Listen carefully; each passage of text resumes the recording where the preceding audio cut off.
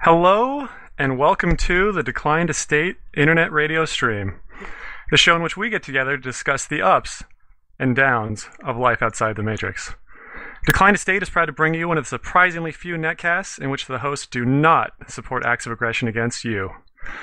If at any point in the future you'd like to call in and weigh in on the conversation, please contact Skype user Decline to State with a text message, and we'll do our best to get you on the air. If you are interested, we may keep you on. That's Decline to State, spelled out one word, no punctuation. You can also find us at the web at our new official website, declinefm.com. And if there's a topic you want to hear discussed on the show, please submit to r/declinetostate at reddit.com. And unfortunately, it's currently down, but our live stream is radio.rud-o, so radioruddo.com, radio.ruddo.com/declinetostate.m3u. That's Mary 3 uniform. And today is a fairly momentous cast, or podcast. I'll let our manager introduce that. I'm Ronald McPaul. I'm joined by my handsome and at least one lovely co-casters, and I'm going to go around the horn and let them introduce themselves, but let's start with the man that brought us all together. He's kind of like the Michael Bluth of this family. Hi guys, this is Eternal, the head host and show manager for Decline to State. It's great to be here, and I'm just really glad to be able to do this first cast for everybody. Decline to State, is my my inception for a radio show to give us all a place to discuss the ideas of liberty and how it applies to all sorts of topics outside of just politics. So I hope you all enjoy the show. Let's introduce all the hosts here. Yeah. First, we have. You want to go down the line? I think we got Sistine. You're in here today, right? Yeah. Otherwise known as Wrong Opinion on Reddit. I haunt various anarchist and liberty-themed areas on Reddit, and occasionally post things. I'm known for getting banned from anarchism for telling a moderator no, and I've been involved in the liberty movement for getting around 2 years now. Only recently actually getting seriously involved, though, with things like this. So, and that's me. And I am Toasty Time, and, I don't have too much of an introduction here, but I've been sort of locally active in the liberty movement for a couple of years now, and, I'm delighted to have the chance to get my voice on the air. And I'm Zom. I've only been on Reddit about a month. I came from 4chan's political section before that.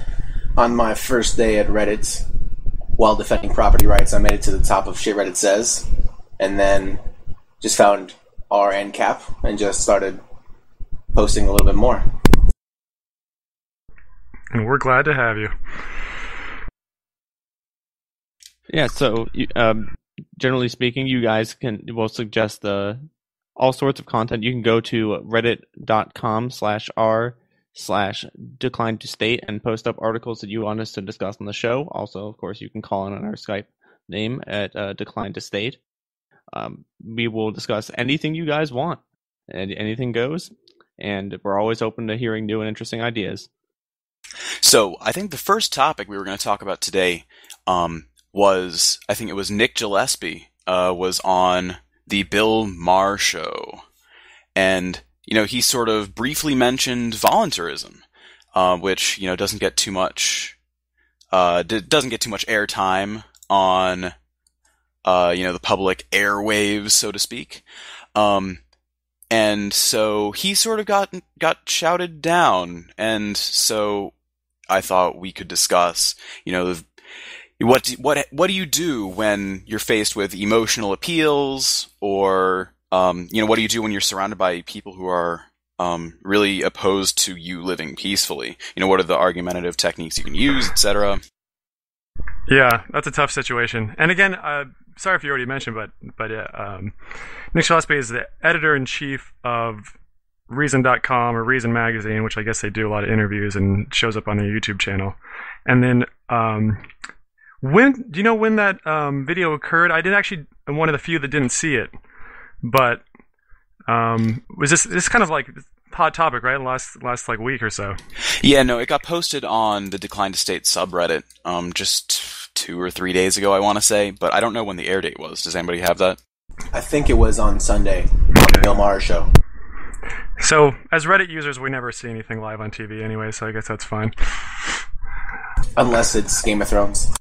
Unless it's Game of Thrones, yeah. I don't even see that live on TV because screw HBO. I download it off the Pirate Bay. Oh, so do I. But shh, guys. But they know about anyway, it. so Yeah. Moving on. I was going to ask everybody here, do you have any opinions on the whole Nick Gillespie event, or just generally, what do you do when you have kind of a very liberal, modern liberal person who's just shouting you down with emotional appeals? How can we deal with this? Well, I think the most important thing is, when people are going to be closed to reason, you kind of have to isolate them. Like, when you put a bunch of people in a room who are all just reinforcing each other's, tribalism, you're not going to break through anybody. So going on that show at all, I don't know why Nick did it. I don't know why he even, condones that is legitimizes that kind of a show, because it's terrible. I mean, it's garbage. It's frustrating to watch. It's not even to watch. It's not even good political commentary. It's not. It's just biased opinions, a lot of childish behavior, and an audience that is completely one-sided and biased. And it's not discussion. It's just a forum for people to act like kids, basically. I do see the appeal of trying to reach out to the audience who's so in the grain statist leftist that they just really bat down anything. He did get off to a good start by mentioning property rights with fracking and about how it's not necessarily as bad as the media might make it out to be. He did come off as a little bit of like a corporate apologist, but I do see kind of where he was trying to go. He really let Rachel Maddow get the best of him a couple times. So you think, given the circumstances, he fought okay, did okay, but it was just kind of ugly from the start, it sounds like. And I kind of, I'm kind of with you, Eternal. I think, at least for myself, when possible, I try to avoid, getting yourself in that situation where it's, I mean, even like you said, more than a one-on-one. With a one-on-one, you can have a reasonable conversation, but the tide turns at any point. I think something important to consider here is that this fella didn't go on Bill Maher's show to convince Bill Maher to be an anarcho-capitalist or even anything close to that. He went on there to get the idea out there, libertarian ideas out there. And even though he got shadowed down by Bill Maher's, bicycle gang a couple times, the point is he still got some words and he still got some ideas out there. And there were people out there who were watching that TV show who will see the YouTube clips. And, these people will be few, but they'll be out there and they'll actually think about it and say, well, that idea is actually kind of interesting. Or why were these people so afraid of what this man had to say that they felt the need to keep shouting him down? Good example, Ron Paul, back in the 80s and early 90s, when he was, active for a time, he was shouted down in the media and in public all the time, but he still went out there because he knew that there were people who would still hear the idea and go, hey, that's something interesting. You're not trying to convince your interlocutor, you're trying to convince the people who are watching. Yeah, well, I mean, on one hand, I think he's not even trying to reach the audience of the Bill Maher show. I think he's actually trying to produce some stuff that gets people who hate Bill Maher more interested in his ideas, because they can be like, wow, Bill Maher is an ass. He runs a show, and it's populated by a bunch of children who just shout down dissenting opinions. and this poor guy, his opinion that seems kind of interesting. Let's go. Why is it getting shouted down? They must really hate it, and I really hate him. So let's go check it out. So I think it's almost like a reverse, audience type thing. You go on a show that's run by a bunch of liberals to appeal to conservatives later. Yeah, exactly. I mean, that's a fascinating thing about the distribution method now. We were talking about how we get all our content from Reddit because it's just, it's better. It's more efficient, I guess. You have the first tier, the people that it's supposed to please, but then it makes the rounds and it's actually judged on the merit of the content, of how good that show is, or how much he trolled, or how good the points got across. I see a penis in the chat, so I think that means somebody wants to chime in or be brave. So I guess if you guys want to move to a next topic. Actually, I have one more question first. I mean, yeah. I guess, as you said, this sort of maybe the Bill Maher syndrome corresponds to arguments on Reddit. I think that's something a lot of us are familiar with. That are you actually accomplishing anything by making these arguments on Reddit and largely getting shouted down, downvoted, etc.? I mean, does anyone think there are any circumstances where this is actually a good thing? I mean, do we want to keep completely isolated in that regard? Makes me uneasy to say that. The thing about having these arguments is they're totally publicly visible. You're not just having a one-on-one argument with the person who you're not going to win against, right? What you want to do is get them to make the ridiculous argument for the bystander, so the bystander realizes, wow, that really doesn't make any sense, and the other person really has a good point. And then you want to get those people who are just viewing it randomly to maybe have a little bit of an effect, and do that enough, a couple hundred times, so those people actually join on your way of thinking, and they come down maybe to your subreddit, maybe listen to our show, and turn on the other side. And even if you're arguing with somebody who's an EPS troll, like poop is food, for example, you're still getting some practice to sharpen your debating teeth, because they will try to bring up little tricks and rhetoric to try to get you to say something contradictory to your own philosophy. It's a good way to, keep yourself sharp. This is true. I think a big thing that, we need to employ in general, as voluntarists, is to, take, the stuff that even the most radical leftists or the most radical conservatives, or religious people, whatever people believe in really strongly, take those positions, and you just you get on board with it. You say, yeah, these are great ideas, and the stuff you do agree with, because there's got to be something we have in common with these people. We have something in common with everybody, and that's a good attitude. Yeah, and take that, and then you slowly just veer the train off course. You just kind of derail it a little bit at a time towards our direction, and you slowly show, how if you follow that kind of voluntarist logic for a few things that we do agree on, what if we apply it to these slightly different things and a little more different, and then stuff they totally disagree with, and then you kind of show them a little bit how hypocritical they are, but not in an underhanded way, not in it's kind of an attacking manner. Yeah, you can use their premises against them. Yeah, exactly. I think I get what you're saying, and I like it. I mean, it might sound superficially disingenuous to people to kind of, or like you're, wolf in sheep's clothing, or you're Trojan horsing in, but it works, and if you're speaking on simple enough terms that everyone can relate, I mean, you go to the point where you're agreeing, and you're agreeing because I think we do relate. We're all people, and you can find something interesting about anybody you talk to, and at some point you're going to see some dissonance or some frustration, or they're not going to buy it, and you're just going to pull back and say, all right, let's save it for another day. We saw where that went. I mean, because you're not going to change all hearts and minds immediately, and you got to be reasonable. So anyways, I'm saying Eternal, I'm with what you and Toasty Time are saying. It's good stuff. The Mr. Toasty Time, did that satisfy your intrigue on the topic? Yeah, I think so. I'm certainly in agreement with you. And so I think next on our list, I think Zom had something regarding Bitcoin to talk about. So why don't you tell us a little bit about that? On the Decline to State page, we have a link from Nielsio, and it's Bitcoin from an Austrian perspective.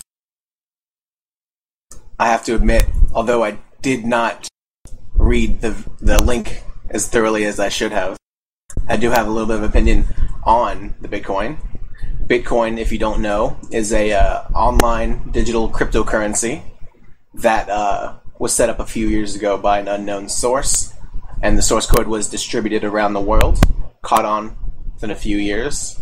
The way it works is there's an algorithm, which you can really look into it if you really want to. It's extremely secure and not really hackable. It works on a distributed basis, so it relies on other people to keep going.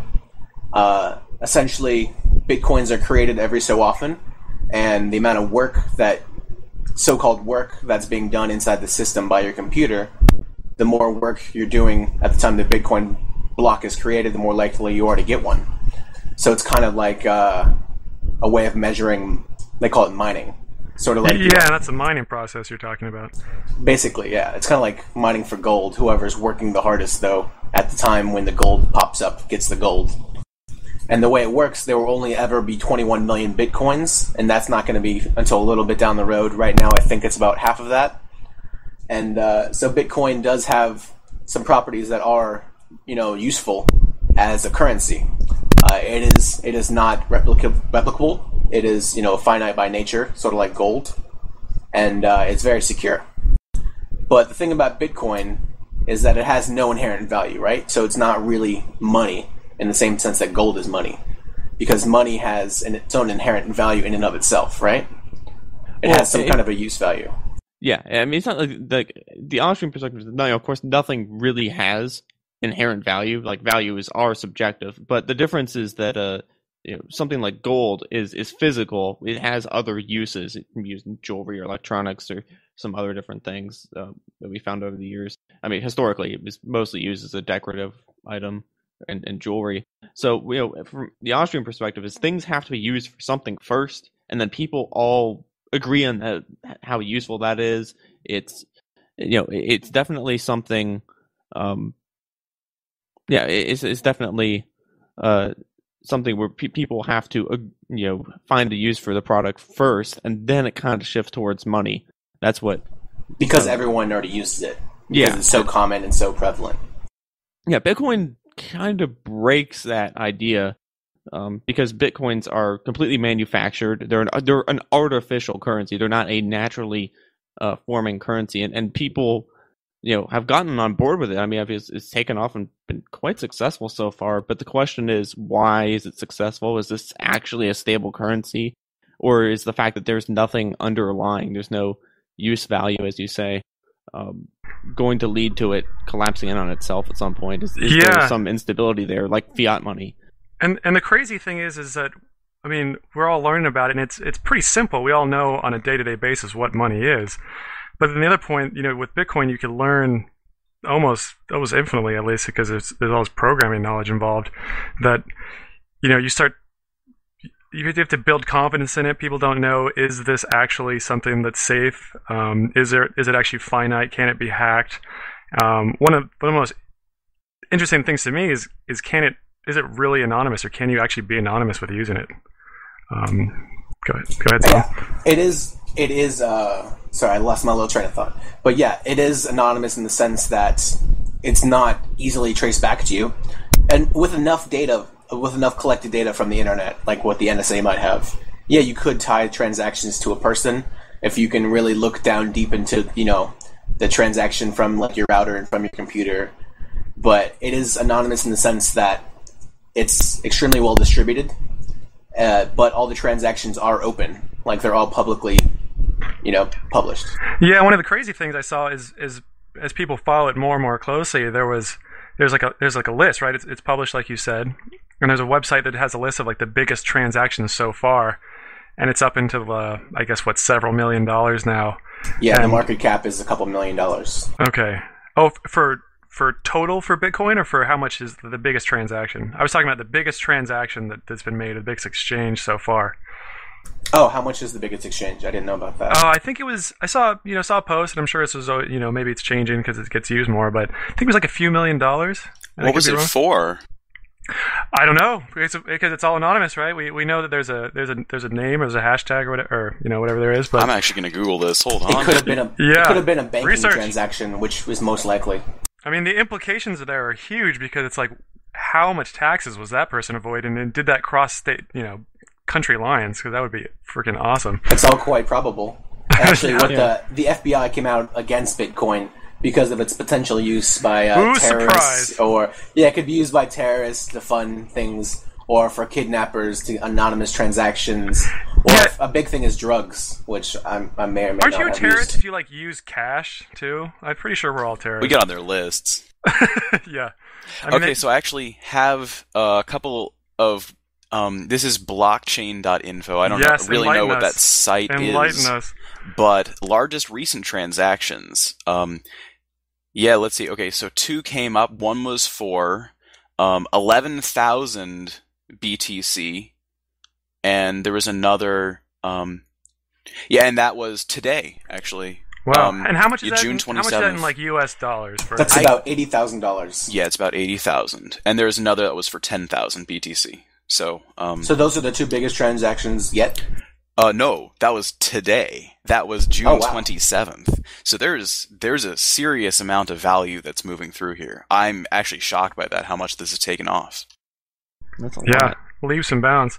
I mean, personally, and I guess I don't really have any reason to be super secretive, or maybe just an interest of mine, but I was curious because I don't have any Bitcoins yet, but I'm interested in it.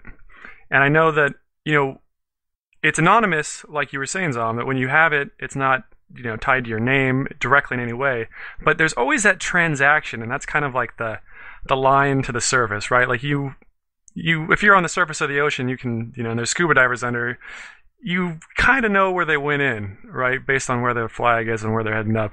And I'm curious if there's a way to actually be truly anonymous. I mean, and it might be overkill, and it might be splitting hairs, but Well, you have to associate the wallet, the Bitcoin wallet, that string that represents, I guess, the user's account, with the actual user, and you can't really do that with a person. You might be able to associate it with an IP address at best, but if you're like most consumers, you run your here's a bit of tech talk here, but you're running your IP address off of your computer into your router. And the router goes to your internet service provider's servers and gets, there's a different IP there.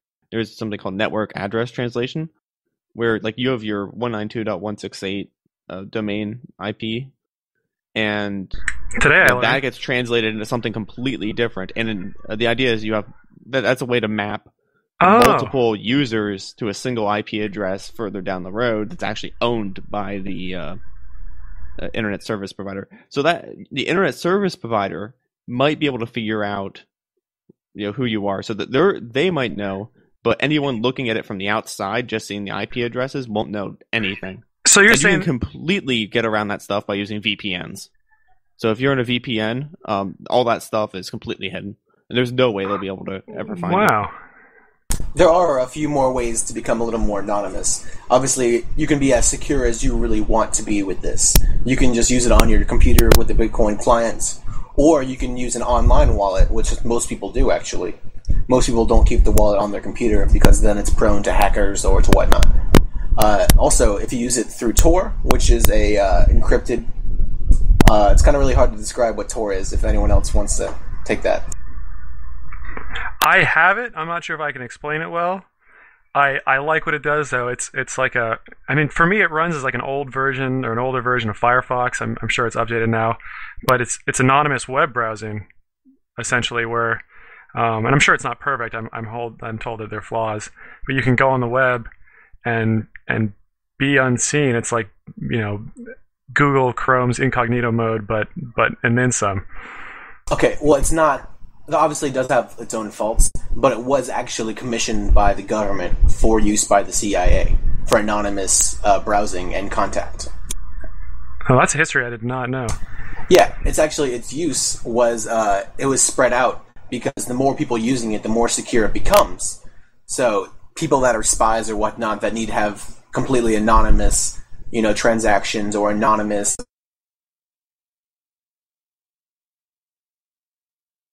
hackers from other countries can access that information. So the more people that use Tor, the more secure it actually becomes because of how distributed it is. Okay, and that's kind of what you want, right? Is that you want? And by the way, Zom, you may have dropped out for a little bit. Yeah, I think you dropped out for a bit there. So we'll try to work on those connection issues, I guess. You might want to check your mic. I think it's resonating in the chat. But I guess when you have an anonymous service, right? I get what you're saying, that you want more and more people to be on there who aren't doing anything necessarily bad. Because if you have like a handful of people and they're anonymous, I mean, the quote unquote authorities are going to know that the person with the it's those 5 anonymous people. Those are the ones you want to go after, and it doesn't really serve their cause anymore. Yeah, I remember hearing Adam Kokesh. I think it was him. I don't know if I should attribute this to him, but I heard somebody go out and tell his or her audience to just go and start doing completely mundane things with bitcoins or mundane things on Silk Road. Just to make it a little more cloudy for anybody who actually wants to pin something on somebody. Get those number of transactions up. That's correct. You guys have encyclopedias up there. I like it. Yeah. So I think getting back to the original topic that we were talking about with regards to Bitcoin, which is, of course, does it have enough of a real world value that it doesn't fall into the category of funny money or fiat money? Well, I think really the value of Bitcoin comes from its use, like not in the sense that it has like a real world use, but in simply a means of exchange anonymously between people. And the fact that in the current system that we're in, it definitely has its own gray or black market potential. And that's really where I think it gets most of its value from. Yeah, I think I agree. Like, I think Bitcoin is useful and it has value simply because, well, it's not dollars. It's not cash. It's not a state, run currency. It's just something different. It's anonymous, and it's secure, and it's easy to make transactions internationally. So there are things that it can do that nothing else really can do without being tracked. Like, you can obviously exchange, dollars for Australian dollars or yen or something like that. You can do international transactions digitally and securely, but it's still tracked. The anonymous aspect is worth a lot. Yeah, it's basically internet cash. Yeah. It doesn't cost anything to send to somebody. You don't have any record really of the transaction other than just the receipt of you sending the money, and you don't have to claim it on your taxes like a cash transaction. So we seem to be in favor. And as far as like the long-term use, and Zom, I know you mentioned that there's going to be that 21 million max, I think is the number, which we're supposed to, it's projected to hit. We're not going to know, and with computer speeds increasing as they do, it's fairly predictable. But like maybe 10, 20 years down the road, which is, you might think is unfortunate because it might get so scarce it's not useful. But one thing I found out, which I thought was cool, is that apparently it's divisible up into like, I think I don't know. 8 decimal points. Yeah, 8 decimal points, right? So you can just on keep the side dividing I was just looking, it listed 4, but maybe it's 8. I have no clue. It's 8 or 10. It's pretty long. Okay, and if we were wizards, we could all tell our listeners how good of an investment this would be. So basically, to buy them. It's infinitely divisible, so you don't have to send somebody 1 Bitcoin or 2 Bitcoins. You can send them 1/millionth of a Bitcoin if it really the value gets up there. Which could be useful if a Bitcoin ends up being worth $1 million. We can cross our fingers, right? Yeah. Yeah. Well, the only reason it'd be worth $1 million, I think it's going to be worth $1 million, but that's not because Bitcoins are going to get much more valuable as dollars are going to be worthless. Yeah, I knew it. I love it. Yeah, I saw that coming. Yay, Zimbabwe. I want $100 trillion bills. I have a friend who has some. He ordered them. I want to wallpaper my house with some of those. They're pretty cool. He showed them to me. They have $100 trillion on it. It looks so cool with those zeros just scrolling out. They're actually worth more now than they were worth then because people view them as like kind of a collector's item. Novelty. Yeah. How much are they worth? Does anybody know? You paid about like $10-15, including shipping and everything, for a set of like several Worthless money. denominations. If Ron Paul signs it, it's worth a couple thou. Yes, that's true, huh? And then what's the upper limit, I guess, in terms of how much value? I mean, because it's silly numbers at that point. I guess just you can't how many zeros you can actually fit on that bill, because I know they're not going scientific notation. Oh, they stopped using Zimbabwe dollars a long time ago. But they kind of US cap dollar, out right? at like what, like $1 trillion or something like that? 100 trillion. 100 trillion. People don't even know what the next number after trillion is sometimes. Quadrillion. Quadrillion. I think but if people are like, what's a quadrillion? I think it's a gorillion, Eternal. Oh, You're funny. Is that a good joke? I don't know. yeah, I think so. We'll go with it for now. The new unit of currency. Yeah. So, overall, I think there is one problem with Bitcoin, which is that, right now it's obviously better than everything else out there. What happens if we move back towards a free market and money? Will it survive? Is it really kind of stable in the really super long term? Once if dollars and all these fiat currencies start failing around the world, it does have its use for internet transactions, so you don't have to have real world hand to hand contact. But I mean, I can use dollars for internet transactions. But you really can't. You really I can can't. Though. encrypt it. You have to have some kind of an organization behind it that's holding those dollars. Oh yeah. What you're saying is that I would have to get my bank to make the transaction securely in digital currency from one point to another. Exactly. It's not like I can stick $1 into my computer and then it disappears and gets transmitted over the internet to somebody else. What I don't think I brought up, which the big thing about Bitcoins is there's no central agency. There's no organization that runs Bitcoin. It's a self-perpetuating algorithm that people just use as a distributed network.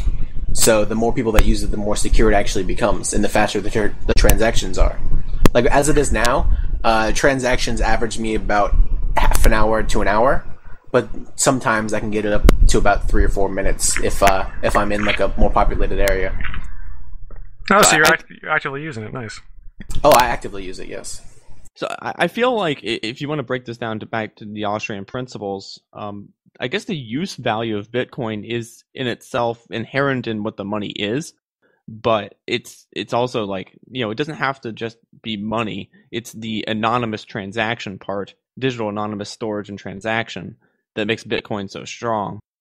And that's the real value that makes it worthwhile. Like if you had Bitcoins which were completely set in terms of dollars, in terms of their value, they would still be useful because even a Bitcoin that was another way to store dollars would still be a way to digitally store and transfer dollars on your own that would be anonymous and secure. So there is some use value to Bitcoin outside of just being money that doesn't suck. Well, it's really just really good exchange value is what you can say it is. Yeah. And I think, I was a big skeptic when Bitcoin came out. I was like, this looks like funny money. I even if it's secure, how do we make sure that the supply is constant? How do we know that? Oh my God, we're all such skeptics. That's why we're here together. It's hilarious. I thought the feds might step in and gum things up a bit. Apparently they can't. The thing about that is there's no one to really take down, And I just thought they might start picking at people individually that they realized had used Bitcoins definitely. at some point. The problem is doesn't Amazon accept Bitcoins now? No, there are websites that will give you Amazon gift certificates instantly for Bitcoins at the current exchange rate, which is fantastic. It doesn't give you any markup. It's at exact exchange rate. Nice. Which makes me think someone has a huge amount of Amazon money just sitting around. Yeah, I guess so. Like Amazon, maybe. Yeah, well, it could be very well run by them. And we don't know it. And about the skeptic side, I was really skeptical about it for a long time. I found out about it when it was under $1, actually.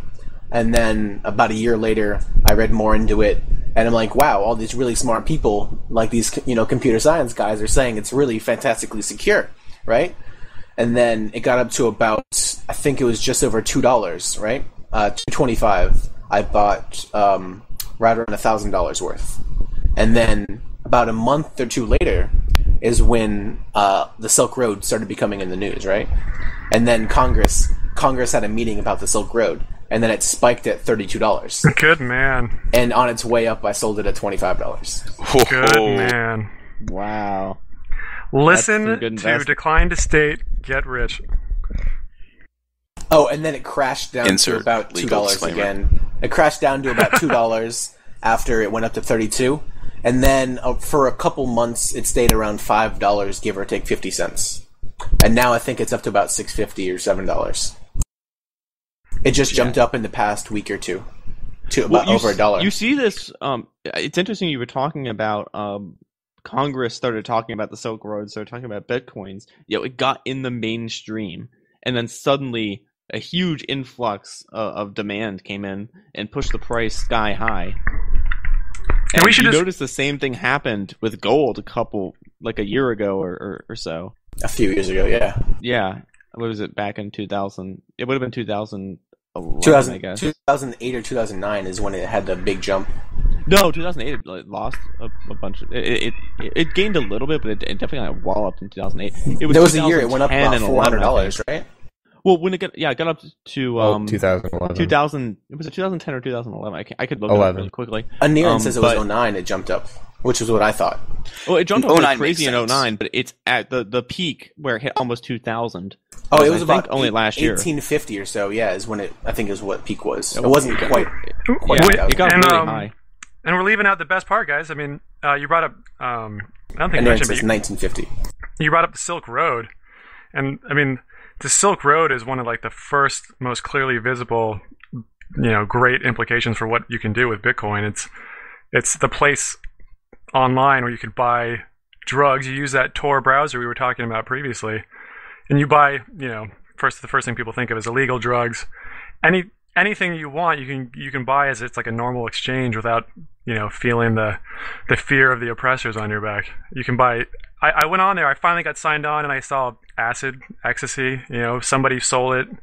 I'm sure if it got sent to my house, I think it would appear as if I was getting like a birthday card from my grandparents. And I didn't buy any. I still don't have Bitcoins. I'm working on it, but I mean, it just warms your heart to see that. Yeah, and it's not like we're condoning using all sorts of illegal drugs. I am. No, I agree. I'm just kidding. No, I like, obviously some stuff's really bad for you. Some stuff, is illegal for absolutely no reason. Like, I condone making up your own mind. Yeah, but it's your choice, and I'm not going to tell you how you live your life, And certainly, if you're going to get involved with it, I mean, it looks like Silk Road seems like a good way to go. Though I would certainly do your research. I mean, I have no experience with it. I don't have a reason to have experience with it, so I'm not the authority on Silk Road. Getting back to what I was saying earlier, about when gold was spiking, I guess it got up to about 1950, and I guess it was last year. You could tell, like, when it was really in the news, when we had debt in the news, when we had the debt ceiling in the news, when the mainstream media was going crazy about how everything's going to go to hell because the debt ceiling and deficits were the big talk at the time, and we had everybody talking about it in the mainstream media. That's when all the money flooded into gold. And there seems to be this effect, like whatever the mainstream media is talking about gets in this bubble state. And, it becomes impossible. All of like the speculative money, all the dumb investors that just go by mainstream opinion flood in, and then everyone else sees that too, and they're like, oh man, it's a bubble. We can ride this guy to the top and then sell big, and of course nobody knows when it's going to break. People think it's the shit hits the fan moment is about to come, that's why. And to an extent, like, there is some reasonable thinking behind, well, there's a debt ceiling thing going on. Maybe if we don't, raise the debt ceiling, then that'll be really bad for the dollar or something like this. I don't understand their reasoning. Like, for me, I would think that raising the debt ceiling is the reason to buy gold, because that means we're printing more money. But other people think, it'll be a short term, like, really bad for for the dollar. Maybe you can make a lot of money on gold and then go back. I don't really understand people's reasoning. I think most of mainstream investors are just stupid, and they don't understand how currencies work. They don't understand how money works. Well, I Yeah. think part of that, I really know very, very little about business and economics and the like, but I think the reason they didn't want to hit the debt ceiling is because they thought it would be disastrous for the value of their bonds. And so a ton of mainstream investors don't want that to happen because, bonds are the safe haven. And so they, in the short term, I guess they thought raising the debt ceiling would prevent that or something. I mean, I don't know. I don't know too much. Yeah, certainly. The point I'm trying to make is, when you see things in the mainstream media, when you see them in the news, I think that's a signal that they're overpriced, they're overvalued. You saw it with Facebook too, the Facebook IPO. When it came out, I don't know who the hell was buying it at the price it was at, because it was ridiculous. It was way, way overvalued. I think the PDE was 50 to 1 or something at least. It was outrageous. Wait, you're saying it was up 1,000 P to E? Wait, what are you talking about? That's price that's to what earnings our ratio, researchers right? are saying. Okay. Who was that? PDE 1,000 was PDE? 1,000. Yeah, well, I mean, that's what happens when these mainstream media people get involved and they're like, okay, so this big, a very popular tool is going public or something, get in on this historic event, and they just play up the whole history value. LinkedIn is another example, and it's like, I think Pandora was another example, and Facebook they want is to be a great example. Yeah, Facebook is, and It's a pump and and dump. so people want to get involved in history. And it's a pump and dump. Instagram sold for $1 billion when it had no income. Yeah, It's insane. who's buying these things? It has got to be the biggest scam. And of course, these are total scams, and the people that are selling the shares, like the companies, they're walking away billionaires or something. They're walking away rich. Yeah. I think so to the point you where see the the U.S. same thing in government housing. won't let these guys leave. Like one of the owners of Facebook. Like You with can't leave, housing, man. people are of this mindset since the housing bubble that when you buy something, it's just going to go up in value. Things just magically go up in value, and that's how people think. If they get in on this now, it's going to increase in value. I mean, there's no one even thinks about what the profit potential is. It's just My parents always told me that. They said with land, they're not making any more of it, which implies it's always going to go up. Well, think about it this way: you have a system where inflation continuously increases the amount of money supply, and people might not. Whoa, we had one of our guest hosts show up as Linnea. Sorry, As Lenny, go ahead. Your sound disappearing quality is out a of little bit nowhere off. like a but- ninja. we will have to Go interrupt ahead. you because your sound quality is not amazing. But Okay. Yeah. That's hilarious. Just come out of nowhere there. Yeah. Yeah, I was surprised. sorry, guys. No problem. Yeah. Are you on a phone or something, or? Are you calling from No, the International Space Station? Oh, I wish. That would be awesome. No, I'm just on my laptop. Sorry if the quality's sucky. My phone had a worse quality, so. All right. Yeah. In any case, what were we even talking about before that? Just got blindsided. magical Sorry about investment that. value. No Yeah, problem. right. Investment value. Yeah. So, what was I saying before? Yeah. So, yeah, when people talk about all these crazy IPOs, this idea that if you just get in on these hot things, you can make a lot of money. It's all a pump and dump scheme. It's a scam, and it's criminal almost. It really feels like fraud to me in a lot of these cases. Like, I don't understand how anybody could get in on this and legitimately think, it's good. Part of the thing is, I think that a lot of I would like to see the breakdown of where the money is coming from for these IPOs, because maybe a lot of it comes from mutual funds and people spending other people's money. They don't really give a damn if they lose. A lot of the Facebook money actually did come from mutual funds. Some people I know, their mutual fund apparently invested $50,000 of their money in Facebook, and then when it lost, 30% of its value, they were very angry. Very, very, very angry. I'd sue them for negligence. I mean, it's Yeah. just ridiculous. Well, you give them the right to do whatever you want with their money, you know. Yeah, well, that's the other thing. Like mutual funds on their own are scams.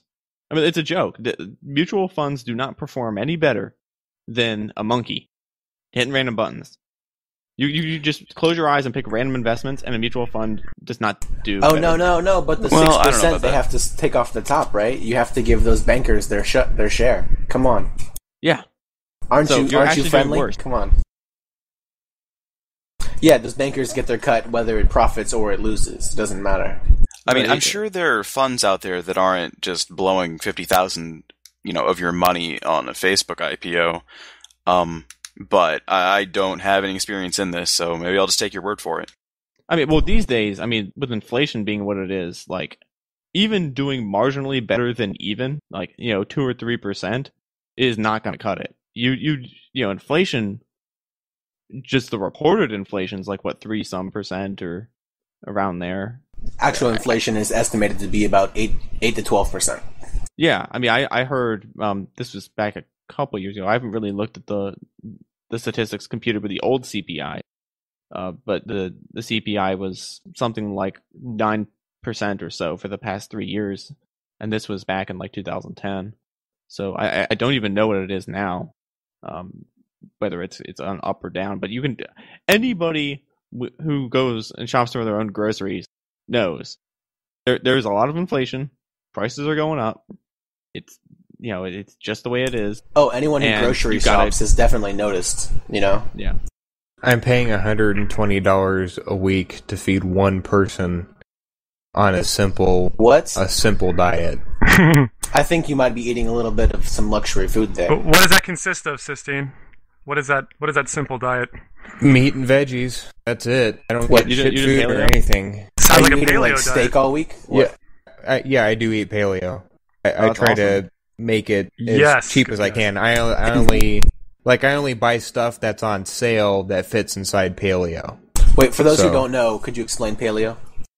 Well, the paleo diet is basically a diet designed to coincide with the sorts of foods that humans evolved to eat.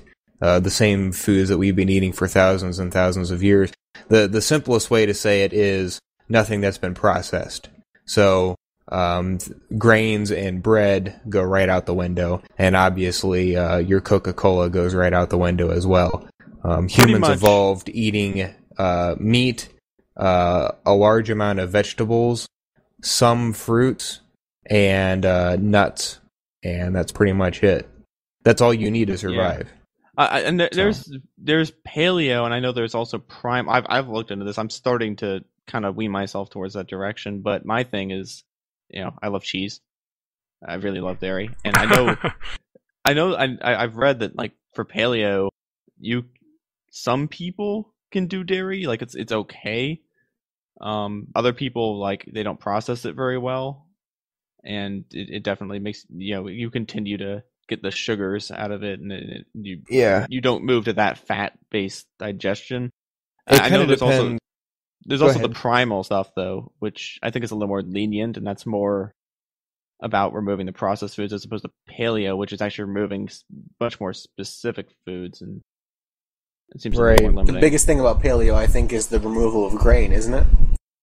That's the primary thing. Human beings do not actually digest grain all that well, and during the digestion process, you're not going to be able to squeeze the exact names of the toxins out of me, but certain toxins are in fact created that cause inflammation and a few other stresses on your body over a long period of time, and it causes problems or exacerbates problems like arthritis, heart disease, diabetes, all those kinds of things. And you're going to have all those if currency continues to inflate. If you can't, your $150. Well, that's because I actually buy meat. We're taking a divergence there. I was going to say, like, if I don't mind, you don't mind me interrupting for a bit. Oh no, go ahead. I think, like, the reason why it's kind of expensive to run, a little more expensive to run these paleo diet, where you're eating healthy and you're eating stuff, that you're probably supposed to be eating, like meat and vegetables, fresh produce. not a lot of processed stuff is because, well, we subsidize the fuck out of corn. We subsidize corn, and we tariff the hell out of, actual cane sugar, which is still not great for you. But it's all corn. It's corn syrup and everything. Everything's processed, subsidized to the sky. And then we wonder why, people eat like crap. Well, I mean, you're paying people to eat like crap. That's what you do. So, we're basically making our country, dependent on corn, high fructose corn syrup, when we could be eating healthily for cheaper. This is one of those. Doesn't make any sense. It's one of those things that I can't stand, that I hear coming out of government all the time. It's they subsidize these things, and they wonder, why do people eat all these things that we don't want them to eat? I'm like, well, you subsidize things, and then it increases. That's like the most basic of economic understanding, right? You subsidize something, and then you get more of it. And then New York goes and bans large soft drinks, right? Yeah. Oh God. I mean, that's the old Harry Brown line. Government's good at one thing, and it breaks your leg and then hands you a crutch. Right. It says, "Look, we taught you how to walk. Without us, you couldn't walk." Hey, since we're kind of segueing there already, we're talking about where like the system is pushing us and where we find ourselves. I know we're kind of diverging from Bitcoin and over to markets and inflating stuff artificially. But I guess if it pleases a crowd, I was interested in you guys were talking about when it was that you first kind of saw the state for what it was, and everyone's here talking about. We're subsidizing one thing only to tax it a little bit later, and you're pushing and pulling, and and it seems like as a group we're pretty well able to follow the direction that it's pushing us, and can see the inconsistencies and see the silliness. But when did this stuff first start becoming obvious to you? I can say for me. Oh, go ahead if you want to chime in. I was going to say go first, Ron. Okay. I guess for me it was kind of a slow build. I knew that I mean I just couldn't take things for what it was. I always grew up in the most liberal areas. I was, the People's Republic of Santa Monica is where the place I was raised. It's actually referred to that way. But I had a very conservative family, so liberal areas, conservative family. So I never really bought anything either way, hook, line, and sinker. And eventually kind of from from learning econ, more kind of a pragmatic approach, you kind of figured, okay, this part of what my dad's been bitching about with taxes as a conservative guy is true. There are true sides from what the liberal side says, maybe less from an economic point of view. But it wasn't until I guess I was kind of applying my skeptical mind, taking classes which were in college, which certainly had a point of view, certainly had a slant, but I could still kind of put my own view together. So I'd say probably in college is where things started making sense, where like, it was obvious that things were just clashing and we're only pushing one thing just to pull on it in another direction. All right. And for me, I was raised like an atheist Democrat. My mom really didn't expose me to religion. So I was always really not for like arbitrary authority to begin with. I was always really like against rules that didn't make sense. I would always question everything to like get the understanding behind why that decision was made. And growing up, it always just seemed like the Democrats were evil to me because I was like raised, like a liberal and a Democrat.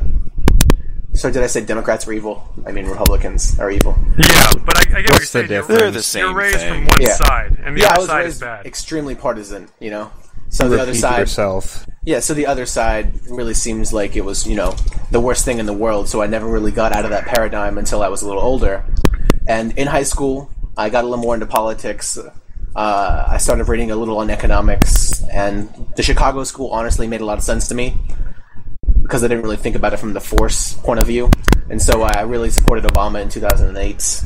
After that, I graduated. I went off, took some college classes, took some economics classes and some comparative government. And then I really started thinking, I'm like, wow, a lot of this stuff really doesn't make any fucking sense, right? Like, they say one thing and then they do the opposite. Or, I in the comparative government, we learned a lot about Iran and the U.S. involvement in Iran.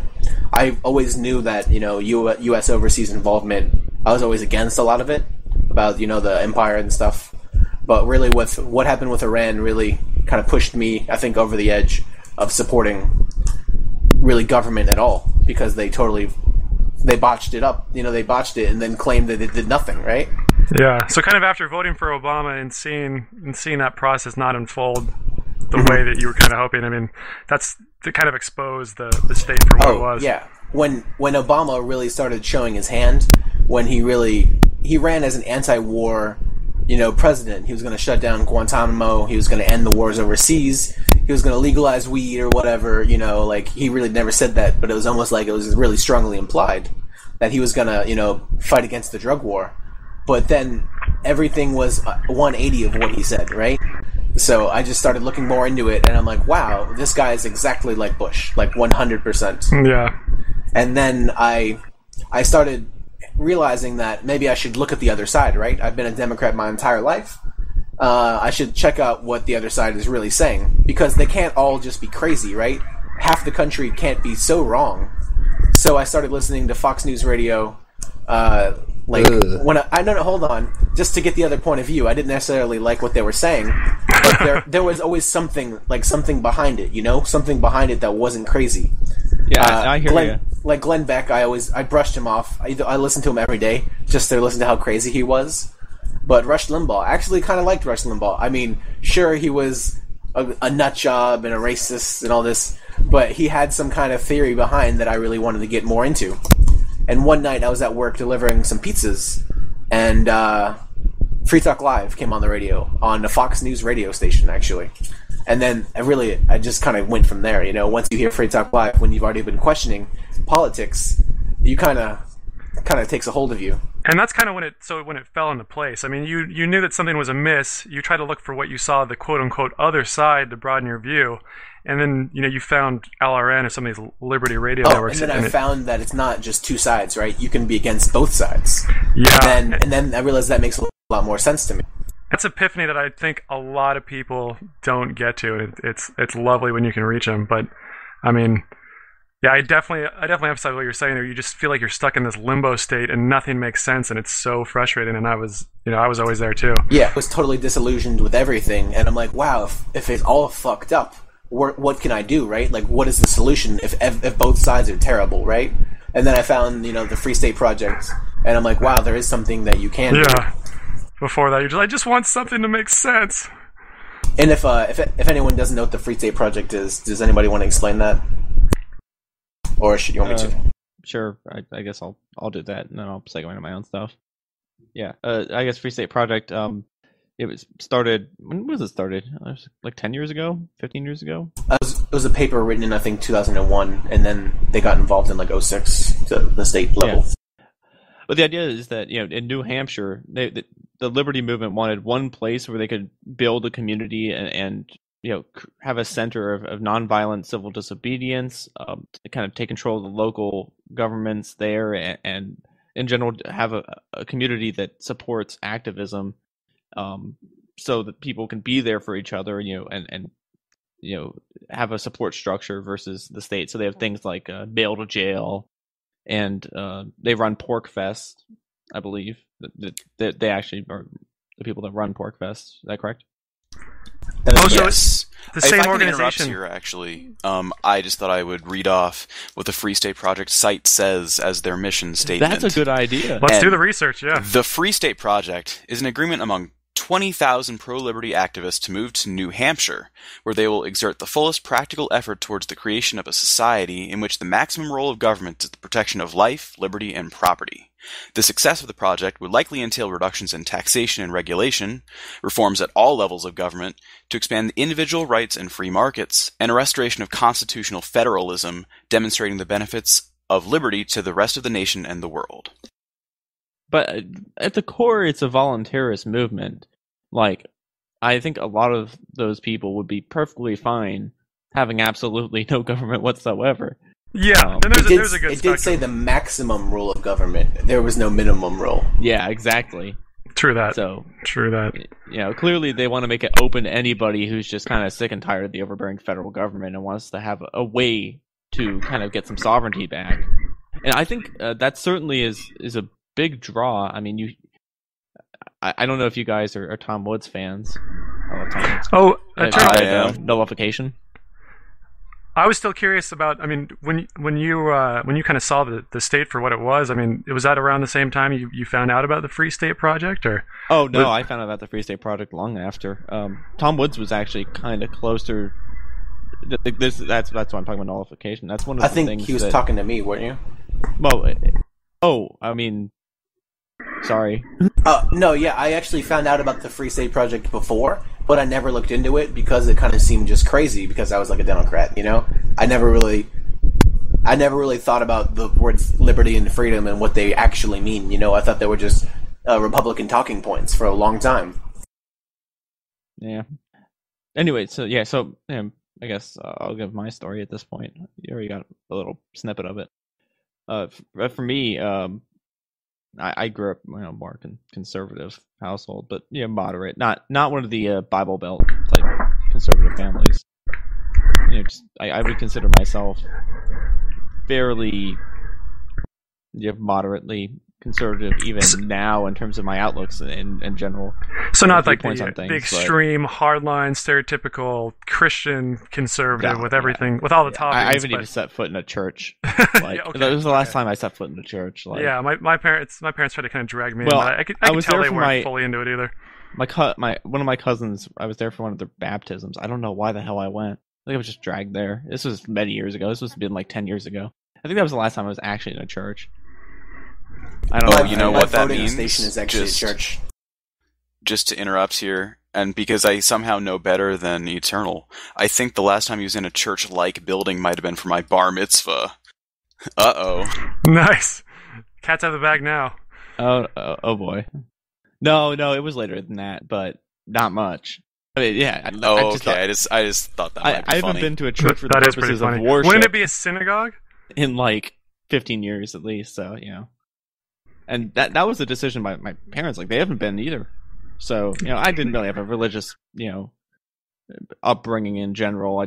But it was conservative, you'd say. It was conservative, yeah, and they're still conservative, but overall, the big things that did it for me, I got into economics. Milton Friedman was an inspiration back when I was trying to learn economics.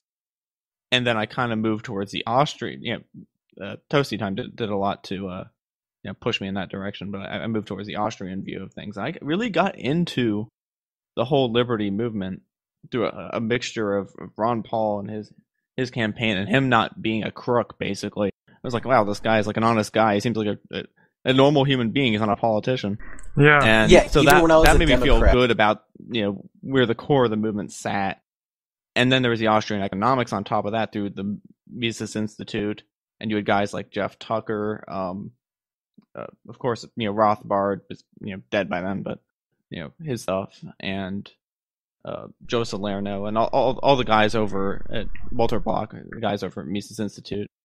They did really good stuff. So there were like certainly individuals you followed who you followed their worldview and kind of explored like on a a la carte basis. Well, it just made sense to me. Like the whole Austrian viewpoint on economics made a lot of sense, and then it was vindicated big time with the crisis in 2008. And going back and looking at the predictions of people who followed the Austrian school, like obviously not just the people at Mises Institute, but you have Ron Paul as well, who was talking about this stuff as early as like 2001. Really, earlier than that. He was talking about the fundamentals way before that, back in the 70s. Yeah, and it's nice to have things you can actually Peter Schiff was out talking about that stuff. I really got into him a couple years back, and I still listen to him a lot. So basically, a lot of these big core personalities brought me into the liberty movement. But what pushed me over the edge to be more of a voluntarist? Yeah, or what made you like see the state for what it was? This system of force and pushing. A lot of it was Molyneux, Stefan Molyneux, who runs Free Domain Radio, the largest philosophy radio, the largest philosophy community on the internet in general. Yeah, and I actually didn't even know who Molyneux was until I was way past the point, you know? Like, I was already signed up for the Free State Project. I'd already changed my entire view to voluntarism pretty much to a T. I was watching Adam versus the Man, and then someone sent me a link about the against me argument, and that really hooked me. Yeah, the philosophical viewpoint, and I mean, I'm with you too. I kind of joined this movement of people that were voluntarists, and then you got hit with these philosophical, ethical, and moral arguments that just kind of blew me away. I mean, I was there for, I guess, you know, because like Eternal, I came from an economic side of things. I'd studied things were just kind of making sense and clicking for me, and I was like, oh, there's this whole other layer on top of things of just reasons why this is morally repugnant, and it makes a lot of sense. Oh, yeah, like when I found the non-aggression principle, like I actually teared up. Like I had never seen words on paper that fit my life so perfectly, right? Like it's how I tried to live my life since I was a child, and I just never saw that codified in like a paragraph. Yeah, it's so simple too, isn't it? It's so trivial and simple, and you're like, what the heck? Why does this not have more exposure? Why do people not accept this simple idea? Yeah, it just like, makes sense. Molyneux says it all the time, right? It's like what we're taught as children. Like stealing is bad, pushing is bad, and like when I started growing up, like other people stopped doing those things. They started acting differently in like middle school and high school, and I always was like, why did this become not good? Like when did this stuff become good all of a sudden, right? Like why is this encouraged? Like, why is this violence so prevalent in society? And it was just me sitting there the whole time, like, basically, like, I was like a porcupine, right? I was like the non-aggression principle guy, even though I didn't know it. And that's kind of the reason for the topic, because I mean, it sounds like it kind of fits, because all of us had this experience where all of a sudden it just hits you, and you're like, oh, this is just bad. It's corrupt, or there's something wrong here, and it kind of hits you. It hits you kind of all of a sudden. You said you got the experience of tearing up. I think I kind of got, caught emotionally by some of these arguments too. I think, to keep it going, I think Toasty Time, you had a similar story of your own. Yeah, I mean, I don't know how similar it was, but like Eternal, I mean, I grew up in a really conservative house, and conservative to the extent that, the other side was really very vilified. Still is, actually. My parents' political beliefs haven't changed in the slightest. And you guys are good friends, right? Since as long as you can remember. Yeah. Full disclosure, we have known each other since elementary school. Still live in the same area, so we've been friends since then. And I think we're mutually, beneficial toward the end of liberty in general. We had that philosophical journey, pretty much at the same time. We're like Sam and Frodo taking the ring of Mordor. No homo. Sure. No. And you're talking about conservative parents. Are your parents friends? Do they know each other? Are they? No, only through us. Okay. Yeah. But regardless, I guess, I think I had, even starting in high school, I sort of had a couple of sort of pro-liberty influences. First, my brother has been like a long-time Libertarian Party member. I think he got back in, he got involved in the days when Harry Brown was the big thing. And, that was, and, I like Harry Brown a lot and whatever, but, and then I think in high school I had a couple teachers who were pretty anti-authoritarian. Even like an anarchist government teacher. Okay. Wow. So we're talking about kind of walking alone in the dark and being confused and having influences from, these two defined sides. And it sounded like you had stuff on your radar. You had a brother who at least made you aware. He maybe didn't teach you what the state was, but he made you aware that there is, a third option. There are people that don't hold these two mainstream views. Yeah, but, even up until I got to college, I thought it was sort of laughable. I still sort of would parade around with a mantra of, like, you gotta make your vote count. You gotta, you vote Republican because otherwise it doesn't matter. Don't throw your vote away. Right. And, I even did vote for Ron Paul in the 2008 primaries. For what that's worth. I don't really know why. I think I got caught up just sort of in the bandwagon effect as far as that goes, even if it is the right choice. He just wasn't reprehensible. Yeah, I just didn't have anything against the guy. Everyone else is so awful. I mean, Exactly. McCain, talking Giuliani. about Ron Paul. Even when I was a Democrat for the longest time, I always looked at Ron Paul and like, wow, this guy makes at least a little bit of sense, right? Like, he's the only consistent person I've ever seen in politics. Yeah, Seems although like a in high school, I do have to say I had no clue what consistency was. I wasn't. It took until college for that to happen. Consistency is the measure of how bad the mashed potatoes at the cafeteria were. Yeah, if you say so. And so once I got to college, I guess. I mean, one of the things that's really been maybe most influential on my life is I majored in math, and so I tried to treat literally everything around me like a proof. And so that sort of put me on this like eternal quest for consistency once I got into college, because I took some philosophy classes and I had eternal, I'm a nerd, I know it. Okay. And so I had like a philosophy class with a prof who rightly said that, no matter what philosophical beliefs you have to acknowledge that wrong philosophies were actually the most destructive things. So you were on the lookout. You're on the prowl at that point. Yeah, it was a mix of that, and when I realized that there were tons of these ideologies around which were incredibly violent, and I knew that was it was incredibly wrong to be that violent, and so that sort of put me up in maybe a philosophical limbo where I didn't. Something was wrong. A lot of these things are wrong, but I don't know exactly what it is. And it was about that time that. I sort of decided, I ought to go read some Ayn Rand, and sort of, and it sounds like at that point, compared with ahead. your high school experience, that you were, at least you might not have had the answers, but at least you were on a quest. Like, it sounds like from a high school point, you kind of felt like you were just things, not necessarily in the dark. You had some influences, but things didn't make sense. It wasn't cohesive yet. And yeah, exactly. When you got to college, you kind of had things put together or you at least had a goal and a direction to take things. Like, I'm going to apply absolutely. logic. Okay. That's right. And actually, in high school, all of my friends were in AP classes, and they had them read Atlas Shrugged for one of the classes. And looking back... Wait, high school?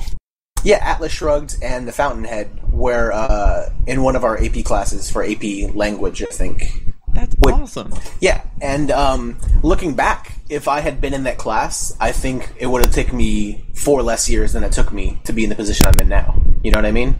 I think I probably would have already been in the Free State Project in New Hampshire if I had been in the AP class and I was exposed to Ayn Rand. Interestingly enough, I've never read an Ayn Rand book, which I think I'm pretty alone in that sentiment. I haven't either. And I get asked it if people get anywhere, go down the rabbit hole with me. They're like, "Oh, you just like Ron Paul, are you one of those Ayn Rand people?" And I haven't read Ayn Rand. I don't know. I know who she is, obviously, but I think you should. It was pretty influential on my life. I like Atlas Shrugged.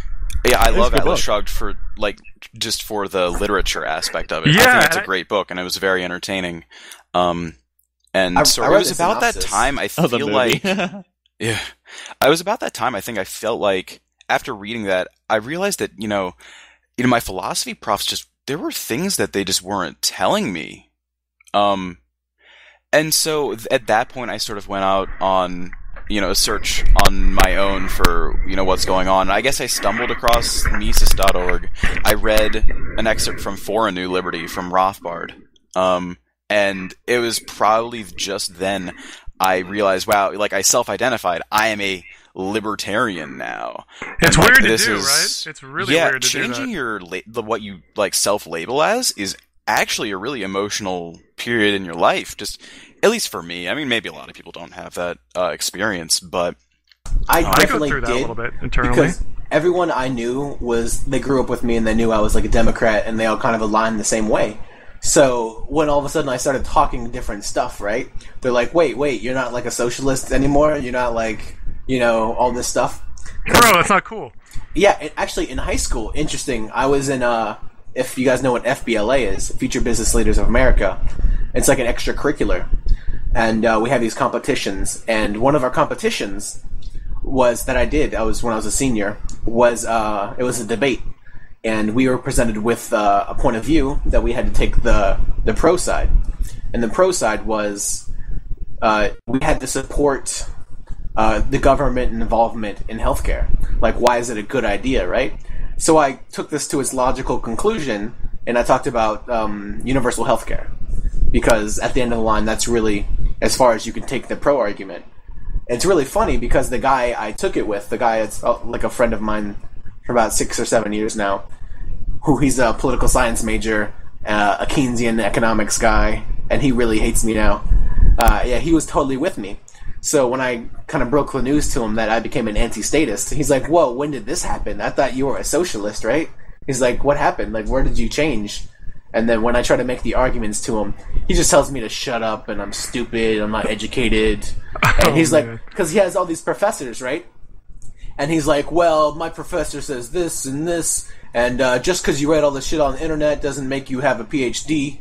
And I'm like, whoa, just because the guys that give you information have a PhD doesn't mean they know what they're talking about, you know? Yeah, argument from authority. So he's right. He's 100% statist. Like, he uses fallacies all the time. Oh, it definitely is. Like, he doesn't want to hear the other side. Well, it's a defense mechanism in the sense that he spent a lot of time and effort pleasing the people in power.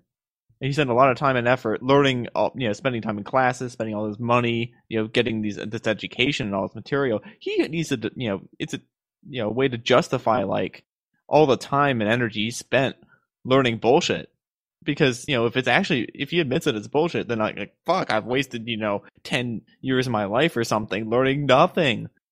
Oh, it's actually this guy's he kind of scares me sometimes because when I ask him like an opinion on like a certain topic, he never actually gives me what he thinks. He always appeals to authority. He's like, well, this guy says this, or this paper says this, or these numbers are like this. I'm like, I don't care about those. I want to know what the fuck you think about it, right? And he's like, well, take it to his doorstep. He's like, it's not important. It doesn't matter what I think. It matters what the numbers are. I'm like, no. The most important thing is your opinion on the matter, Like how you feel about those numbers. A lot of people just don't have the self-confidence, to make their own arguments. I mean, okay, yeah, personally, I blame the school systems for that, but I see it everywhere, and people just lack the confidence to form their own, to manipulate the logic on their own, form their own opinions. I think he just wants to be the in-the-system kind of, politician. That he doesn't want to have anything on paper about his opinion. You know what I mean? Kind of like, I don't know if you've seen like Barack Obama. He never published a paper, right? He never really had anything down about how he actually thought about the world. That's because he doesn't really think anything. He just wants to sell out, right? Yeah, I guess that's right. Yeah. That's how I feel about my friend. He just wants to sell out. You're friends with Barack Obama, man. What's up? Oh, I was just saying that you just mentioned that a lot of these people are scared of applying this logic, like in their in their real life, or actually applying these things.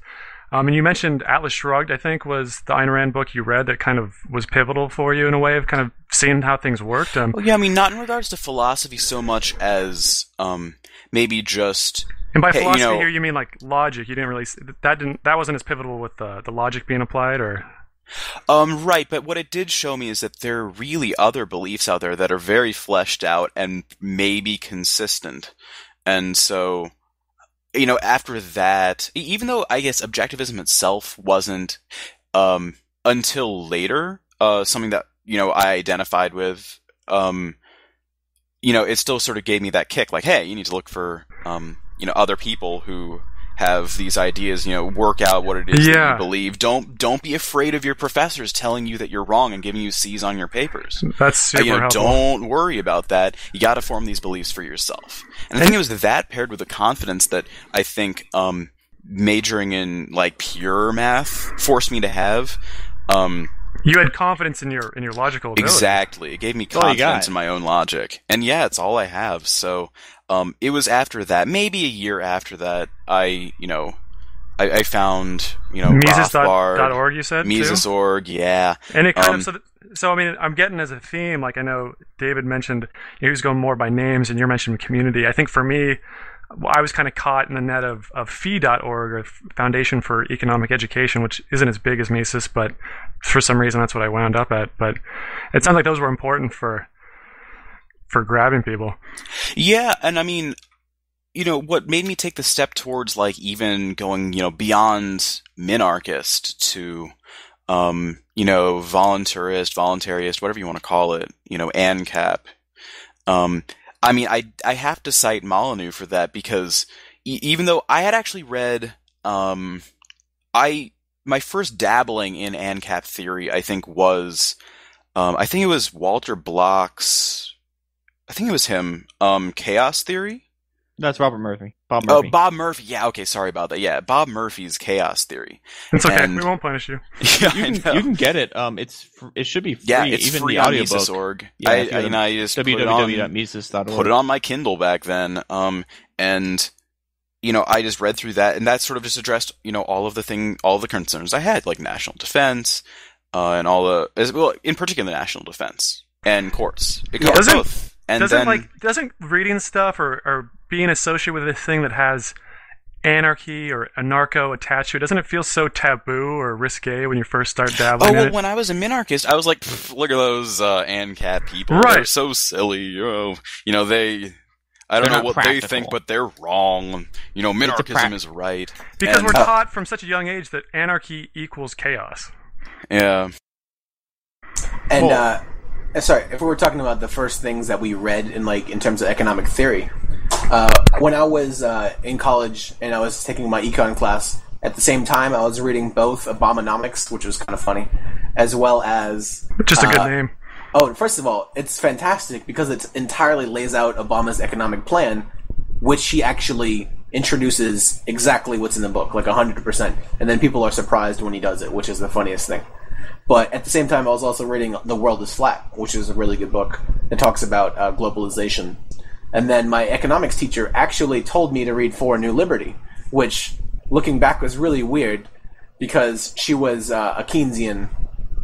She told me to read it just to get the other point of view, because I think she saw kind of like how I thought. She saw how I thought and thought I might like it. Intellectual honesty. Wow. I know, right? It's fantastic. And then I read that, and I was hooked on Rothbard. Mm-hmm. All right, go.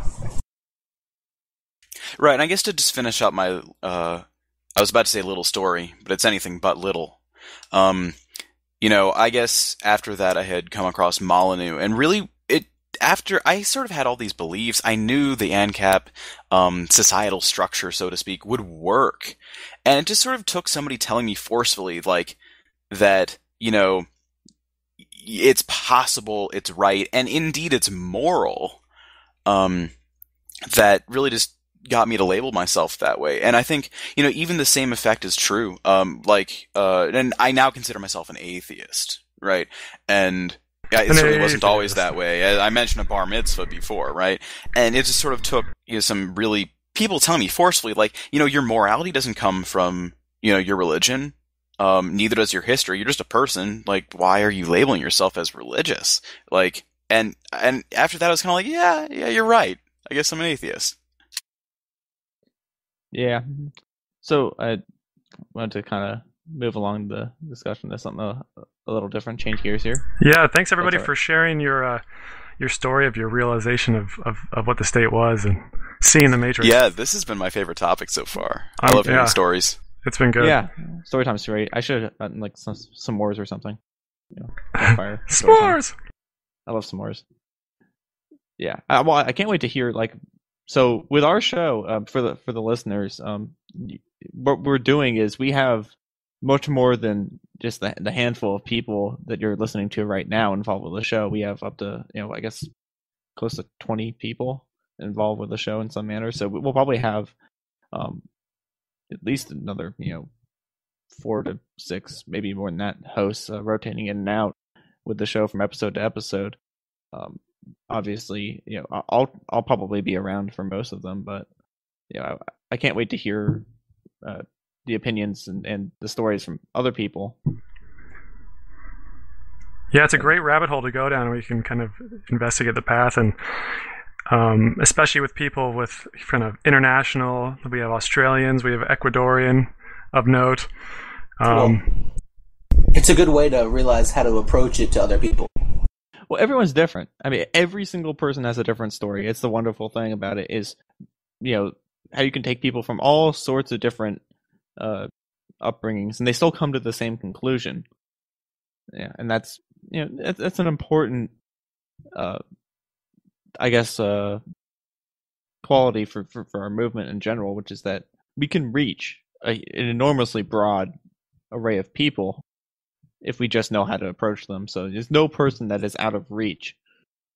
Personally, supposedly. I just get a kick out of knowing that, I'm so egocentric. I feel like everybody must have grown up conservative and then found libertarianism and made that like progression there. But that's just not the case, and I love hearing the stories about it.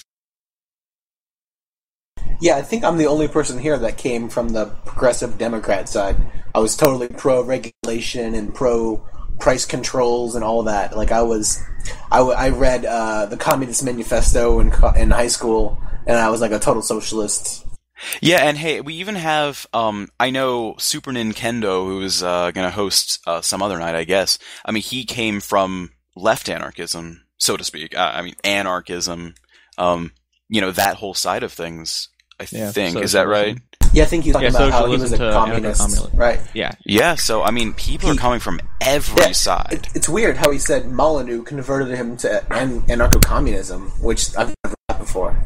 Yeah, I always think of Molyneux as being more suited for maybe like former conservatives, just because he's actually, in his own personal life, he's kind of socially conservative. Like, he cares deeply about the family and parenting and things like that. And so religion stuff. Well, who's against family? There are people out there who are. Feminists, feminists. Feminists, statists, anyone who's for the welfare state. So the moral of the story is there's plenty of good material, and if we if people request it, make sure to go to r/decline-to-state on reddit.com. Let us know if you want to hear more of this topic or something else. We're open to feedback. Or tell us your own stories. We love hearing it. Oh, that would be great. You can call in the Skype at decline-to-state. That is when we have it. Yeah. Just so you guys are aware, obviously, this show is not live. This show is recorded because our hosting servers they died. The drive failed, so we can't pump the stream up from our chat, which is the most unfortunate. Of course, in the first show, we'll have like the most abysmal technical failure. Yeah, we were working pretty well up until today. Yeah. But for future shows, you can always call into Skype at decline-to-state, and we're welcome to hear any stories you have, anything you want to talk about, any feedback you want to give, any criticisms you have, especially bring up criticisms of what we're talking about. Tell us we're wrong, because we do enjoy arguing. It's a lot of fun. Or maybe we're wrong. Prove us wrong. Just go for it. I just want calls. Yeah, no, that'd be great if I found out I was wrong about things. Good stuff. Yeah, we're always open to being wrong. We've been wrong before, and we will be wrong again. That's a promise. Eternal, you wanted to? Did you want to move to another topic? I know we're getting about an hour and a half. Yeah. There's another article I wanted to talk about. This is an article from NPR. It's titled "Video Game Company Hires Economist to Study Virtual Worlds." And it's about the company that many of you Redditors and many people are familiar with now, called Valve. They produce a lot of big name games. They're I guess most well known nowadays for the Half-Life series, Team Fortress 2, Portal and Portal 2, Dota 2 now. Oh yeah, Dota 2. Yeah, they have that out. And Left 4 Dead. Left 4 Dead. That was Valve. I think do they have some other titles? Well, sure, like Counter-Strike. I mean, technically that's Half-Life, but they have some hairs. They have some smaller titles, but those are definitely the big box games they have. Yeah. Well, in any case, the article, I can read some excerpts from it. And is this on r/decline-to-state? Yeah. This is posted on r/decline-to-state. But Great. It's an NPR article, and the idea is that that Valve hired an economist to take a look at the virtual economy that came about from the ability of players to acquire certain goods in Team Fortress 2, like upgrades and whatnot, and cosmetic accessories, and then they could trade them to each other. They could buy them for real money. They could trade them to each other, and they could, I guess, find them in game as well. Yeah, the way items work is about every 50 minutes or so, which is the average, you get essentially a random block of items. And those can include weapons, garbage items, these crates that hold items that you need keys to open, as well as hats. Yeah, and the idea was, they hired this economist to take a look at, how exactly the currencies in the game come about, because it's a barter economy. You just trade item for item. It's not like there's a pre-designed currency. There's just items, and you can trade them for each other. But currencies have emerged in this virtual economy, where some things like keys and I guess some certain hats, rare hats. Actually, what the economist originally thought is that keys would emerge as the currency, because one of the items that you can acquire randomly are they're called Manco crates, and you need to purchase a key for $250 from the store. The only way to get a key is to buy one, and so he thought those would emerge as currency, but he realized that's not so much the case. Yeah, and instead, what ended up being currency was a mix of things. I mean, keys do play somewhat of a currency role, but there's also it's definitely there's the metal, third, which is used to craft items. So just the basic building blocks for a lot of different items. That seems to be function as a currency. What was that latter one you just mentioned? Metal. Scrap metal. Yeah. Scrap metal. Yeah. And is this in the game? Sorry, is this all Valve games, or just like something just like Team this Fortress is 2? Team Fortress 2. Okay. It's just Team Fortress 2. It's just one of their games. I have played that one. I haven't played all of them, but I am aware of the importance of hats in that game. They're very, very key. Yeah.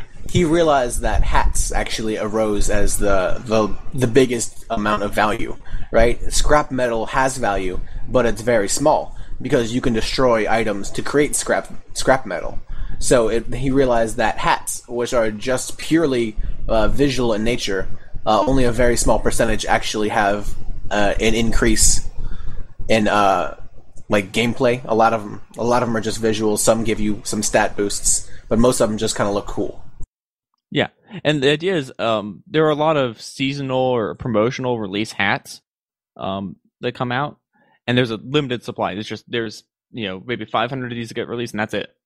So it's a static supply, and what's happened is over time, as more keys, more metal and stuff are discovered by players and then bought by players, the values of those relative to hats, it changes just like real currencies do. Of course, hats become more and more value.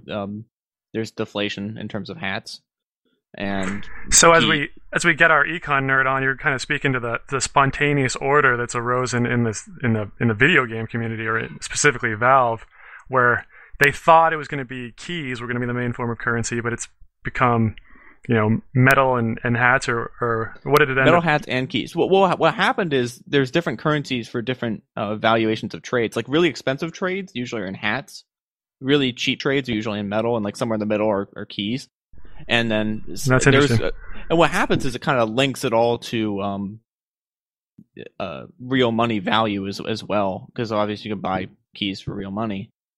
So it's interesting. A full economy has developed, and it's just like the Austrians say, things which are used, things which are scarce, are and things that have real value to players. They become money.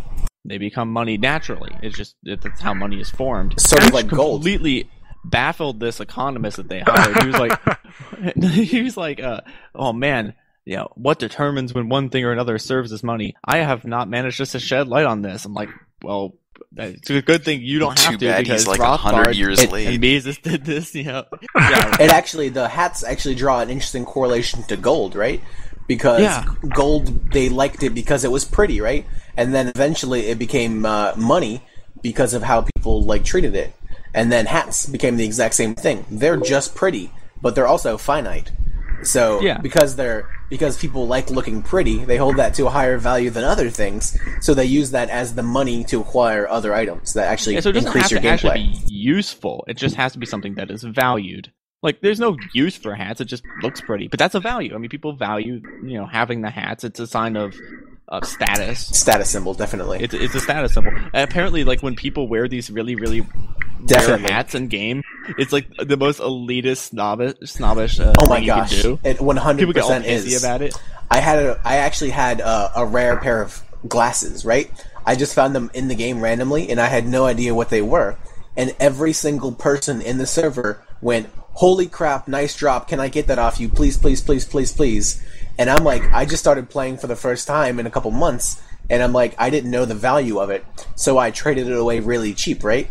So I look it up later, and it was worth like 20 times what I traded it for. So Yeah. not such a good trade as your previous Bitcoin transaction. No, definitely not. I should have realized when everyone wanted it that it was valuable, but I really just didn't care, you know? Supply and demand, real time. You saw it. Yeah, I think it's funny. As the last line in the article is a quote from The Economist, where he says the dividing line between economic analysis and game design is suddenly blurred, and effectively they're designing markets even if they don't know they're doing it. And, since learning a little bit about economics, I think it's been funny to watch what's happened in video games I've played. Because, video game economies certainly aren't limited to Team Fortress 2. I mean, way back in the day, my first experience with it might have been in Diablo 2, where de facto currencies emerged. Like, there was a valuable ring that like 80% of classes needed called an SOJ, and people used that as currency. I mean, that was you knew you could trade for that SOJ because you could unload it on anybody else in the game. Or just you instantly. could sell it on eBay, which for a large amount of money. Oh yeah, if you were absolutely. on a ranked server, you could sell those for over $100 at one point. Yeah, and now in the newer patches, like runes serve the same purpose. But I mean, in the end, the reason the SOJ was so valuable is because it was the best in slot item for like 80% of the playable classes. But it's interesting to see. Every time they would reset those servers, everyone would start over from scratch. They have to start new characters and everything. No items were around. It was, just everyone starting from scratch. You had to find everything. And you could see as people progressed what some items had a huge amount of value at a certain point in the game, and then they would devalue crazily over time. And it would be just like a real economy, where as people grow their item pool, or capital, as I would call it, like the way to get more items in that game is to have items, so you get good items to get even better items by killing even stronger monsters and bosses and whatnot. And as people grew their stash, you have deflation. I mean, stuff would become, or rather inflation, I should say. You had inflation in that things become worth less and less over time. So, something that was really valuable one day, a week later, maybe there's like a bunch of people that have found it, and it's not worth as much. Yeah. And actually, there's an interesting line to be drawn here between how Diablo worked with updates and sort of like how the state runs the economy. If you look at each instance of the ladder, which is like the ranked kind of servers, each time those get reset, you can consider that almost like a new economy, right? And so there were actually some updates in D2 that caused a lot of ruckus because it totally changed the way items were distributed. And it totally collapsed the economy just because they changed like a few item drops, right? So this is I kind of look at it the same way when the state changes how they do business, right? They wonder why everyone's out of a job all of a sudden. Yeah, well, so here's a real interesting part. You know how the economy, when it comes to holding items and using a barter economy, is very inflationary. Well, what happened was people realized that, well, maybe we want to store value between resets, or we want something that maintains a much more constant value, something that won't become inflationary, but rather would be deflationary, something that's static. So there was a site that came into being called D2JSP, And basically it was just a trading forum. It was like a stock market in a way, and you could buy forum gold is what they called it, which just whatever currency they fiated into being.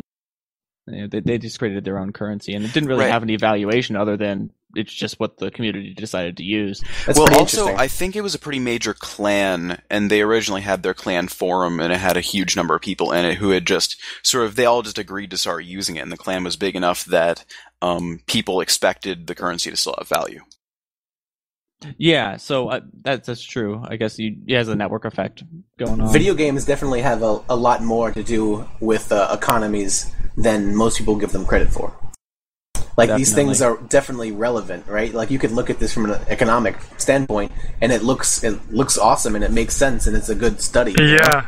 And one of the nice things is when you say that we can kind of validate our views, we're so on the fringe. We're talking about how, people that appeal to authority just will say repeatedly, "You guys are wrong. This is not how it works." But not only does it make sense to us, but we have all these validating examples right and left, and in the spontaneous order that arises in gaming communities and stuff like that. And I love to see it too. I think there was a good Walter Block, I want to name drop again, video on what money is, and I think it's it fits with what you guys are describing, if I understand right. He talks about it has to be scarce. With Bitcoin, it's artificially scarce. We have code that one person wrote that excludes people. With gold, there's only so much in the earth we can mine. And crossing our fingers for them asteroids, right? Yeah. And same thing in these communities. We have it's scarce. I mean, and in Eternal Summer, there's some intrinsic value to it, but and also it's divisible. I think those are the two ones that are most memorable to me. Is that it's something that's scarce and divisible, and people just start kind of inherently using it to trade and exchange, and people work their way out, and it's not always what we expect. Yeah, kind of like how hats in TF2. Team Fortress 2 became sort of like gold, and then scrap metal kind of became like silver or like change. You know what I mean? Yeah, just like upside down stuff. Like, people trade a hat plus a bunch of scrap metal for a better hat, or a weapon plus scrap metal for a hat, or whatever. Like, they use it just to pump up the value of the trade a little bit. And if I can just inject my own subjective value there a little bit, I think my favorite hat, and I'm from Team Fortress 2, is the giant upside-down boot, because it reminds me of Vermin Supreme so much. Exactly. I love that one, too. I haven't played that game nearly enough. I've never seen that. It's fun. It sounds good, though. It's kind of interesting because the money is distributed on, like, a lottery basis, right? Like, you get them randomly, and everyone can only earn X amount per week. Like, it's maxed out, I think, at, like, 20 items or something a week that you can earn random. Vermin Supreme, you just keep name dropping, don't you? By the way, if I can't help it. Any listeners out there don't know who Vermin Supreme is, he is a person that runs for president every 4 years and always promises a pony for every man, woman, and child in America, as well as mandatory toothbrushing. He kind of... in other words, a spoof political candidate or a satire one, but he says it with such a straight face, and it's fantastic, the parallels you can draw with the shit he says with standard politicians. And he wears a giant upside-down rubber boot on his head. He looks like a homeless man with a 2-foot beard, dresses like a homeless man, looks like he smells a little bit. So good. I mean, his name is Vermin Supreme. He probably does smell. Yeah. So, good topic. Thanks for introducing the video game economy. I actually wasn't aware of all the different ways people could trade in the Valve ecosystem. Oh, it's definitely a good thing to take a look at. It's, from an outsider's perspective, it's really interesting. It is fascinating, and in many ways, it's the one way we can have a kind of a controlled experiment. We can see economies that are organic in nature. They're they're real economies, but you can actually do experiments with them. You can control for the variables. There's a lot. It's not like the real economy where there's an infinite number of variables. You can't keep track of everything. There's too many actors. You could kind of manage the data in these video games. I actually remember hearing something about, I can't remember what economics department it was, but they were actually using EVE Online to study free markets. And I think maybe I had played that at the time or something, but I mean, it makes some sense. And another thing that kind of goes along the same line, if anyone's ever heard of Second Life. Oh, I've heard Yeah, I of heard it, about that certainly. once. Yeah, it's like a virtual world that you can literally make any item you want. If you know how to program and make a skin for it, you can do anything you want. You can like fly around like you're magic. You can make cars, guns, kill people randomly, help people. It's kind of like a totally anarchic society online. But the way things work is you can buy property from the people who run the servers. And that kind of makes its own little economy based on that, how property value is kind of central to it all.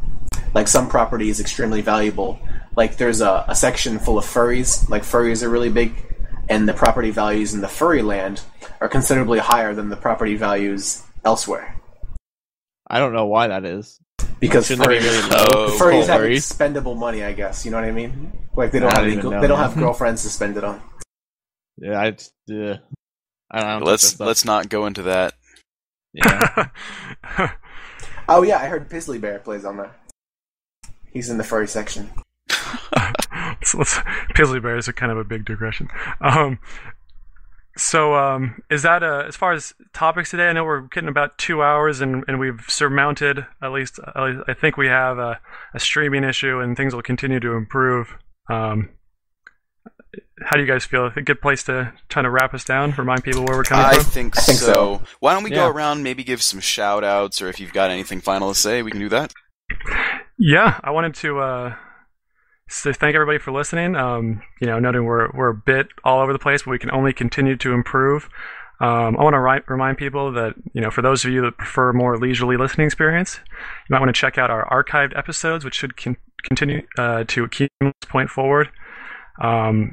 Again, you could probably find a link at declinefm.com. It's our new site. If you got any topic suggestions, again, reddit.com. That's kind of how we all met. r/declinedestate at reddit.com. And for future reference, again, the live stream. Again, sorry it wasn't working today. radio.rud-o or -o.com/declinedestate.m3u, as in Mary 3 uniform. So, and we're still working on distribution methods, so if you have any preferences on where you'd like to find us, don't hesitate to drop us a suggestion. I guess the last thing I'd like to say, big thanks to all of our researchers and contributors. Decline to State is a group effort. I think Eternal mentioned that, but and remember when asked, always decline to state.